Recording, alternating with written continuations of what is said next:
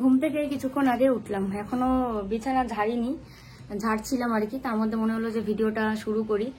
আর কালকের মতো এতটা গরম নেই, স্বস্তির নিস্তার ফেলতে পেরেছি কলকাতাবাসী মনে হয়। যারা যারা কলকাতায় আছে প্রত্যেকেই কমেন্টে বলে যে সত্যি আমরা কলকাতায় পুড়ে যাচ্ছি, এত রোদ এত গরম। আর বেশ সুন্দর হাওয়া আছে, ওই দেখো গাছের পাতাগুলো কি সুন্দর নড়ছে, এই দেখো বাহ, খুব সুন্দর কিন্তু হাওয়া দিচ্ছে। আর ওয়েদারটাও এতটা গরম নেই। গুড মর্নিং, কেমন আছো তোমরা সবাই? আশা করি সবাই ভালো আছো, সুস্থ আছো, আমরাও ভালো আছি। আজকে হচ্ছে মঙ্গলবার, তো চলো বিছানা টিছানা সমস্ত কিছু গুছিয়ে ঝেড়ে তারপরে ঘরটা ঝাড়ু দিয়ে নিই। দিয়ে তারপরে সকালবেলার খাবার দাবার রেডি করতে হবে, দুপুরে রান্নার জোগাড় যন্ত্র করতে হবে। তো চলো সারাদিন সঙ্গে থাকো। গুটুনটা এখানেই বসে আছে, এই যে এই গুটু, এই এই পাত্তা দেয় না, ওই ওই আয় আয়। এই গুড মর্নিং বলো সবাইকে, বলেছো গুড মর্নিং?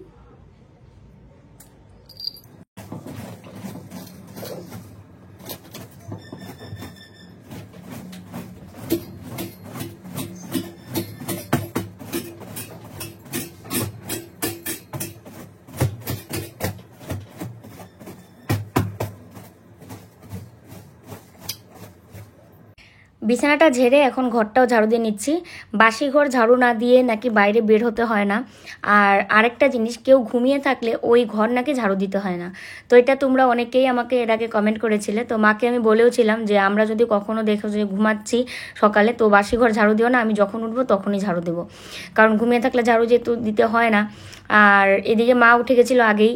তাড়াতাড়ি ঘুমাতে পারলে তাড়াতাড়ি উঠা যায়, কতদিন যে আমরা তাড়াতাড়ি ঘুমাতে পারছি না।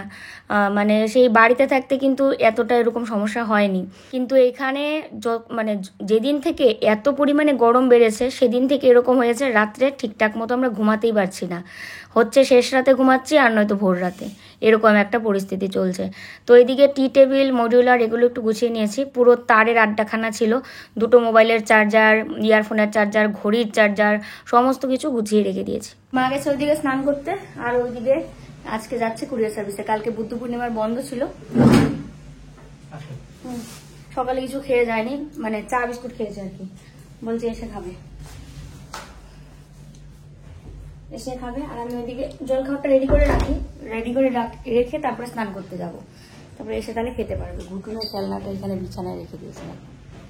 আজকেও সেম প্রক্রিয়াতেই কালকের মতো ডিম পোচ বানাচ্ছি, আর আগারও এই মেশিনটা দিয়েই। তোমরা কারা কারা এই মেশিনটা ইউজ করো কমেন্টে জানিও তো। তো ওই যে দেখো মাত্র 15 মিনিট লাগবে ডিম পোচ হতে। আমি তোমাদের বললাম যে স্নানটা করে আসি, তো ও গেছে কুরিয়ার সার্ভিসে, আসতেও দেরি হবে, বললো এসে খাবে। আর আমি এদিকে এই আগারও এই মেশিনটার মধ্যে ডিম পোচ করে নিচ্ছি। খুব সুবিধা হয়েছে আমার এটাতে, জানো, কারণ হচ্ছে সবসময় গ্যাস ধরাতে হচ্ছে না, আর যে কোনো সময় চটপট করে হয়ে যাচ্ছে, যে কোনো মানে হাতও তো বেশি করতে হচ্ছে না। শুধু ডিমটা লবণ দিয়ে ফেটিয়ে নিয়ে, গোলমরিচ থাকলে গোলমরিচ গুঁড়া দিতে পারতাম, গোলমরিচ গুঁড়াটা নিয়ে আর কি, গোটা গোলমরিচ রয়েছে, দিয়ে একটা মাপ আছে জলের। এটা ডিম পোচ করতে 120 মাপ, 120 ml, ওটা একটা এরকম তো জলের ইয়েটা দেখেইছো তোমরা। আর ডিম সেদ্ধ করতে 80 ml। তো এইভাবে জাস্ট একটু খালি দিয়ে তারপরে ঢাকনা দিয়ে রেখে দেবে। 15 মিনিটের মধ্যে তোমার ডিম পোচ, ডিম সিদ্ধ সবকিছু একদম কমপ্লিট। যারা আরো ইন্ডাকশনে রান্না বান্না করো তাদের জন্য তো এটা একদম খুবই ইজিও হবে, কারণ কারেন্টের ব্যাপার তো। কারণ অনেক সময় হয় কি যে গ্যাস আমরা অন্য কিছু রান্না বান্না করি, গ্যাসে অন্য সময় বন্ধ থাকে, ধরো দুটোই চুলা থাকে গ্যাসে, অনেকে 3টা বার্নারও থাকে, 2টো বার্নার যাদের, ধরো যে গ্যাসটা বন্ধ রয়েছে, কোনো অন্য রান্না বান্না হচ্ছে, কিন্তু সকালে জল খাবার, সন্ধ্যার টিফিন চট করে করতে হবে, সেই ক্ষেত্রে এই মেশিনটা ভীষণ উপকারী। তো আমি নিয়েছি থেকেই আমি যেটার মধ্যে করে খাই, আমার ভীষণ ভালো লাগে। আর চট করে হয়েও যায়, এত বেশি পরিশ্রম করতে হয় না, সবকিছু একদম ঠিকঠাক। তো আর হয়ে যাবে, আর বেশিক্ষণ নেই, 120 মিনিট তো 120 ml জল যতক্ষণ লাগে, তারপর অটোমেটিক বন্ধ হয়ে যাবে। তো দেখো এখন খুব গরম আছে, এটাকে ঠান্ডা হতে দিই একটু। ডিম পোচ তো হয়েই গেল, আর ও তো খেয়ে যায়নি, এই জন্য মাও গেছে স্নান করতে, একা একা আর কি আমি রান্না করবো আর খাবো, কিন্তু খিদেও পেয়েছে। তো ওইদিকে ডিম পোচটা ঠান্ডা হতে হতে এই পাশে আমি চলে এসেছি ব্রেড শেকতে। তো সকালবেলা ব্রেডও এনেছে, দইও এনেছে, আবার ডিমও এনেছে, যে কি খাও খাও। তো দইটা ফ্রিজে রেখে দিয়েছি, আর ওই দিনের দুটো দই আবার অল্প অল্প রয়ে গেছে, এই যে পুরো প্যাকেটটা ধরে রেখে দিয়েছি। যদি দুপুরবেলা ঘোল টোল খায়। ওই দিন ঘোল বানিয়েছিলাম, তারপরে তোমরা কমেন্টে লিখেছো যে চাট মশলা দিলে ভালো লাগতো। আরে মানে কি বলতো, সবকিছুই মনে থাকে, কিন্তু ওই দিন এত পরিমাণে গরম, মনে হচ্ছিল যেন ফ্রিজের ঠান্ডা জল গপ গপ করে খেয়ে ফেলি। তো কোনো রকম দইয়ের ঘোলটা বানিয়ে খালি সবাই মিলে মনে হচ্ছিল যে খাই লবণ চিনি দিয়ে, কিন্তু চাট মশলা দিলে যে আরো টেস্টি লাগতো বা দিতে লাগবে এটাই মাথায় নেই। তো যাকে এদিকে ডিমও এনেছে অনেকগুলো, তো 3টা ডিম তো পোচ করলাম, আর এই যে এখানে বাকি ডিমগুলো রয়ে গেছে এগুলোকে ওই দিনের মতো সার্ফ দিয়ে মানে ভিমবার দিয়ে ধুয়ে পরিষ্কার করে ফ্রিজে রেখে দেবো। আর চলো ওইদিকে তাওয়াও বসিয়ে দিয়েছি, ব্রেডটা সেঁকে নিই, তারপরে ও আসলে ওকে খেতে দিতে পারবো।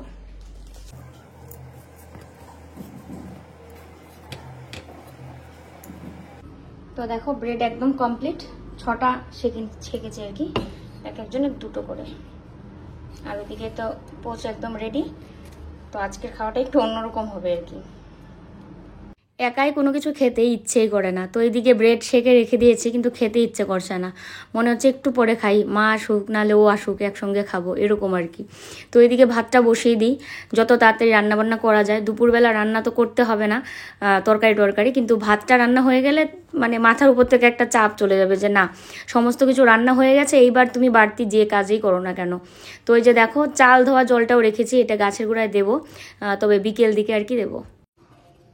তো আমরা দুজন তো খেয়েছি, এই যে মার জন্য এখানে ঢেকে রেখেছি ব্রেড, এদিকে পুজো দিচ্ছে। আর যেই মাত্র ও নিয়ে আসলো কাকিমাদের বাড়ি থেকে তরকারি, তো একটাতে রয়েছে, দুটোই আর কি চিতল মাছের এই রেসিপি। একটা হচ্ছে কাটা তরকারি, এই যেটা হচ্ছে কাটা তরকারি, চিতল মাছের এই কাটার তরকারি। এ ঘুটু, কত ধরনের যে রেসিপি হয় আমি তো এত কিছু জানিই না রান্না, এগুলো তো আমি দেখিই নি। চিতল মাছের মুইটা কিভাবে করে আমি জানি না। তো চলো এটা খুলে নিই আগে। তো চলো খুলে নিয়েছি ঢাকনা। ওফ কি সুন্দর একটা গন্ধ বেরিয়েছে, কি দারুণ চিতল মাছের মুইঠা তরকারি। আর এখানে আবার তরমুজ দিয়ে দিয়েছে, তো তরমুজটাকে ফ্রিজে রেখে দিই।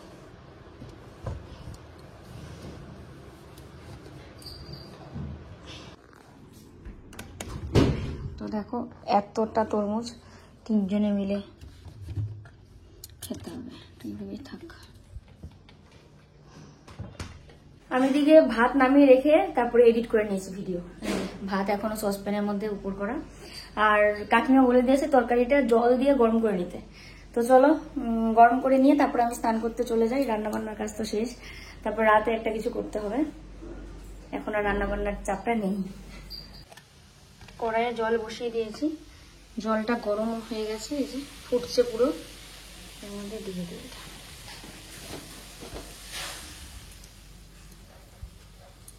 একটু বেশি করে জল দিয়ে নেব, তাহলে কষে যাবে ভালো।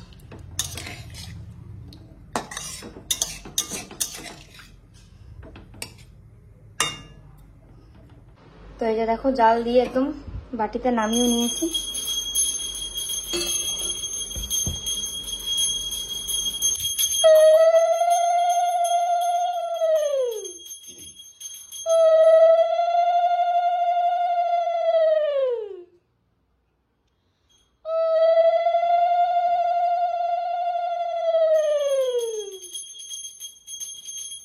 মা পুজো দিলে শঙ্খধ্বনি দেওয়া, উলুধ্বনি দেওয়া এগুলো আমার কাজ, এগুলো সন্ধ্যা সময়ও দিই, দুপুরও দিই আর কি, যখনই আর কি মা পুজো দেয়। আর এদিকে ফ্রিজ থেকে বের করে নিচ্ছি কালকের যে তরকারি রয়েছে, ডাল রয়েছে, এগুলো দিয়ে এদিকে ডিমটাকে ধুয়ে পরিষ্কার করে নেব, বাসনগুলো ধুয়ে নেব, তারপর ওভেনটাকেও পরিষ্কার করব ভাবছি। আজকে রান্না করতে হয়নি, মানে তরকারি করতে হয়নি, সেই কারণে মনে হলো যে আরও ওভেনটা পরিষ্কার করে রাখি।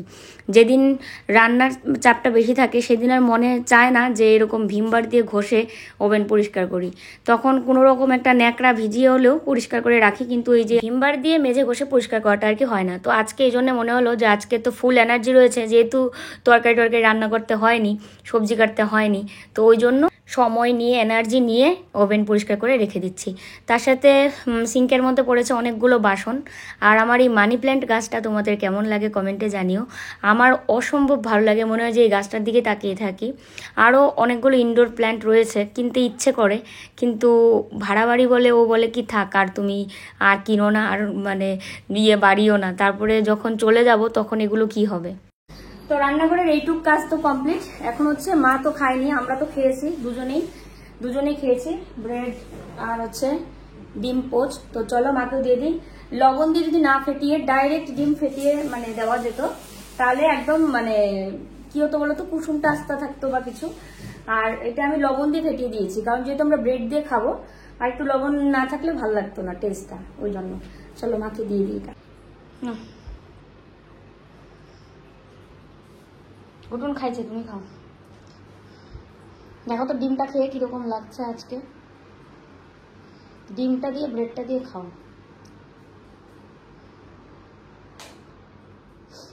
আমার ভীষণ ভালো লাগলো এইভাবে, সময়ও কম লাগে, তাই না? তোমার কেমন লেগেছে শানু? দুর্দান্ত দুর্দান্ত হয়েছে। আমার স্কেচ পেনটা কই? স্কেচ পেন আমি দেখিনি।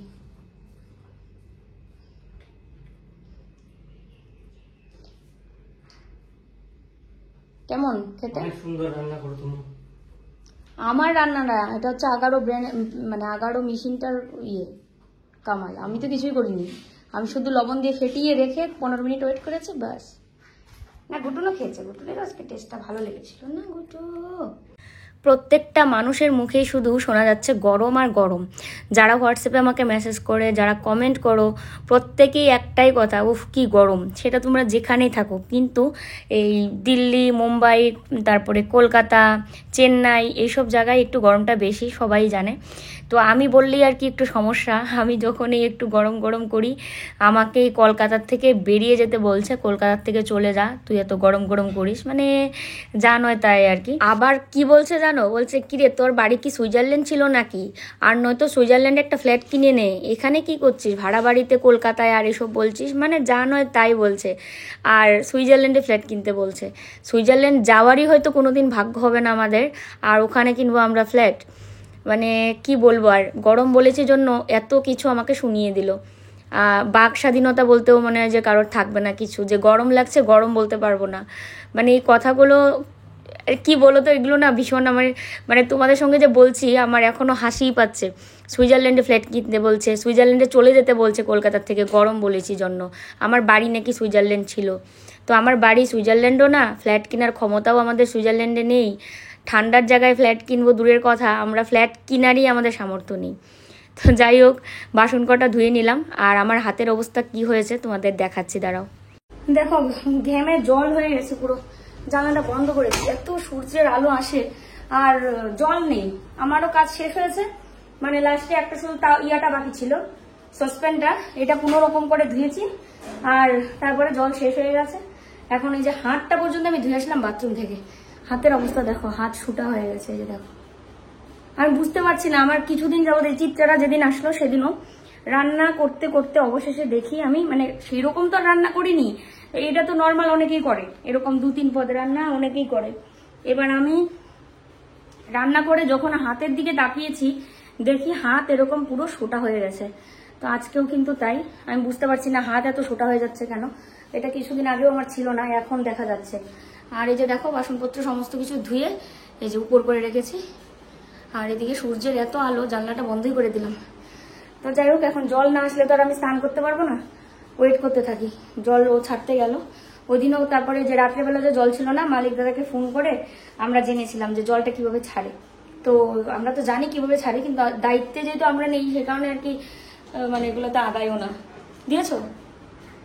চলছে চলছে, মোটর চলছে, শব্দ করলো, জল উঠবে এখন, তাহলে কারোর খবর নেই আর কি। তো এখন জলটা আসলে তারপরে আমি স্নান করতে যাবো।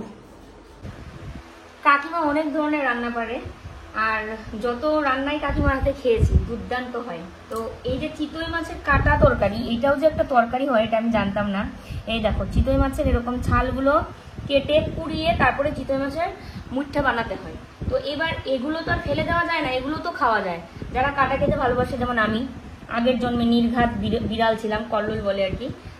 ও বলে আগের জন্মে নির্ঘাত তুমি বিড়াল ছিলে, নাহলে তুমি এত কাটা খেতে ভালোবাসো কেন? ওর কাটাটা মানে ও, এই দেখো আমাকে দিয়ে দিল, এই দেখো মোটা মোটা এগুলো আমি মানে মাছের কাটা হোক বা মাংসের হাড় হোক, এগুলো খেতে ভীষণ ভালোবাসি।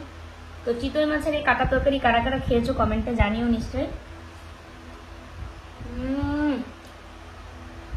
দারুণ হয়েছে, দারুণ, অসম্ভব। তো চলো সবাই খেয়ে নিই, পরে কথা হচ্ছে। ও তো খায়নি কাটার তরকারি, কারণ কাটা খেতে ভালোবাসে না। এটা ভালো লাগতেছে চিতল মাছের মুইটটা। গুটুনকে দই ভাত দিয়েছিলাম, ও খায় না দই ভাত।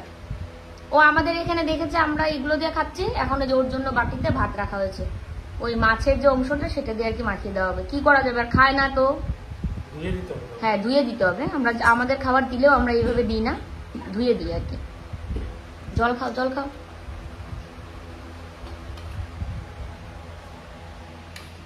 আর মার জন্য রেখেছি কাটা এই তরকারি, আর এদিকে হচ্ছে এই তরকারিটা আমরা এখনো কেউ নিইনি আর কি, চিতল মাছের মুখটা। আমি ডাল খাইনি। দেখো না, আমাকে সমস্ত কাটা কুটা দিয়ে দিয়েছে, খাবে না। মার কেমন লেগেছে চিতল মাছের মুখটা? আগে খাইছিল কোনো সময়, অনেক আগে। এখন তো মানে পাওয়াই যায় না অত চিতল মাছের চিতল মাছ। যে মানে কষ্ট এই রান্না, কাকিমা বলছিল অসাধারণ টেস্ট, মানে কি বলবো। আর আমিও খেয়েছি, ভীষণ টেস্ট। খাওয়া দাওয়া করে আজকে 1 মিনিটও রেস্ট নিইনি আমি বিছানায় বসে, কারণ বিছানায় বসলেই যদি ঘুম পায় আমি ভুলেও ঘুমাবো না। দুপুরে যদিও আমি আধা ঘন্টার জন্য ঘুমাই, তারপরে রাতে আর ঘুম পায় না, এমনিতেই ঘুম পায় না। আর দুপুরে আবার আধা ঘন্টা ঘুমানো আর না ঘুমানো। ছাদে ছিল এতগুলো কাপড়গুলো নিয়ে আসলাম, ঘুটুনকে নিয়ে একটু ঘুরে আসলাম। তো ভিডিও টিডিও আর করিনি, কারণ সারাদিনেই ভিডিও করেছি, তো এই কিছুটা সময় ভিডিও ছাড়াই ছিলাম। দিয়ে এখন এসে এই পর্দাগুলো চেঞ্জ করে নিচ্ছি। অনেক দিনই ভেবেছিলাম যে পর্দাগুলো চেঞ্জ করি, তো আজকে করছি। দেখো এই পর্দাগুলো যেগুলো লাগাচ্ছি, আমাদের রুমের কন্ট্রাস্ট কালার পুরো। আমাদের ওয়ালের কালার হচ্ছে পিঙ্ক, আর পর্দাগুলোর কালার হচ্ছে ব্লু। আর এতদিন পিঙ্ক কালারটা ছিল। বাইরে যে ওই যে রোড সাইডে যে আলোটা থাকে, মানে লাইটগুলো থাকে, ওগুলোর লাইটের আলো এত বেশি আমাদের ঘরে ঢোকে রাত্রে, যে পিঙ্ক কালারের পর্দা দিয়ে। কিন্তু এই ব্লু কালার পর্দা যখনই লাগাই তখন কিন্তু এত আলো ঢোকে না, আবার বেশ ভালো লাগে, একটা মানে ডিম লাইটের কাজ করে আর কি। তো যাকে চলো সন্ধ্যাটা দিয়ে নিই, পরবর্তী আবার অন্যান্য কাজ করছি।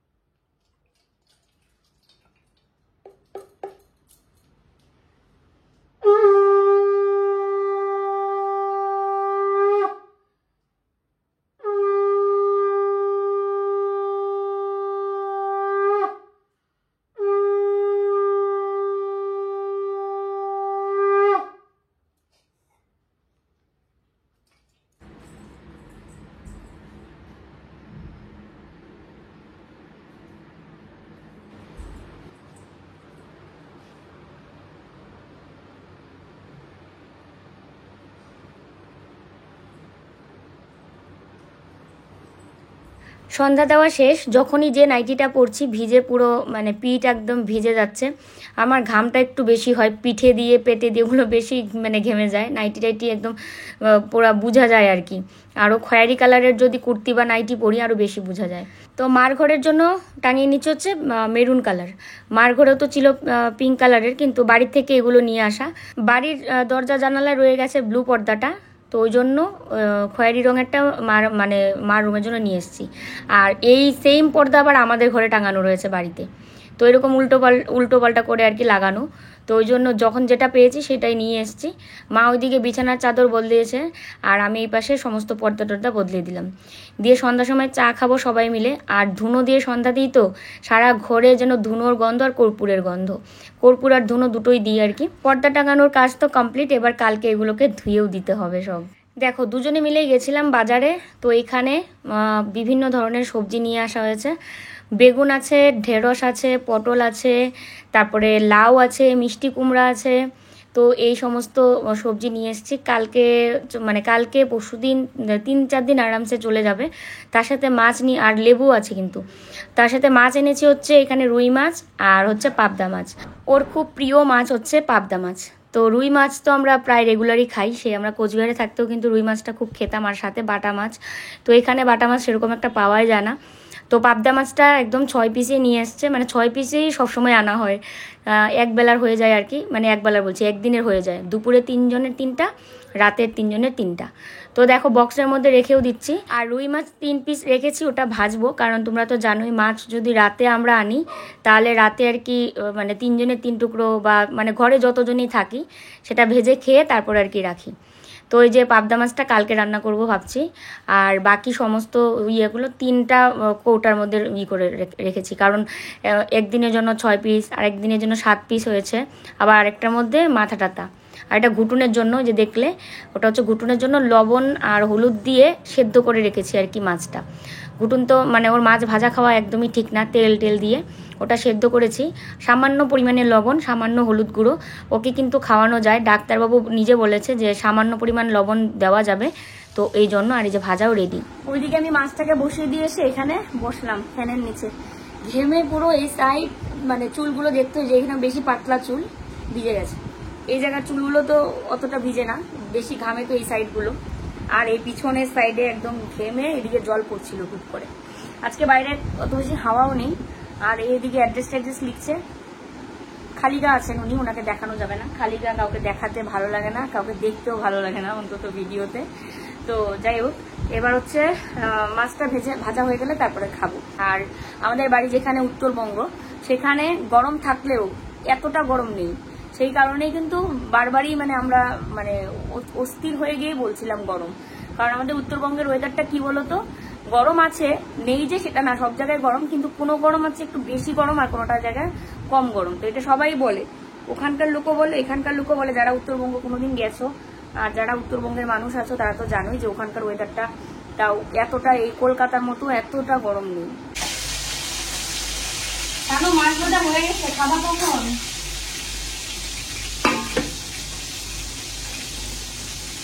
হ্যাঁ